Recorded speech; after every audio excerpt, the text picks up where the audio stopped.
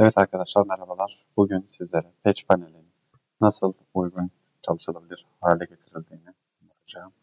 Uygulamalı bir şekilde. Evet bakın bu şekilde önce numaralandırmaları şeyleri takıyoruz üzerine.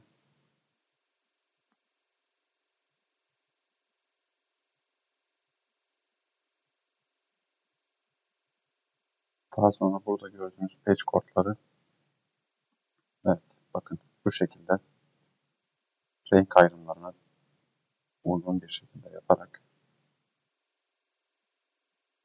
yerlerine takıyoruz.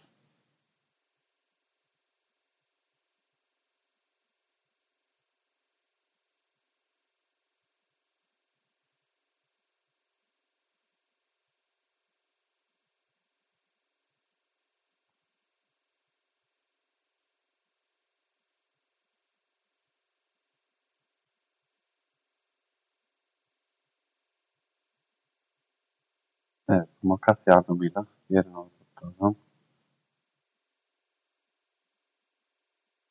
Evet bakın son halini paylaşıyorum video uzamasın diye. Daha sonra Patch Panel'i bu şekilde tamamlayıp hazır hale getiriyorum. Buradan da kontrol ediyorum.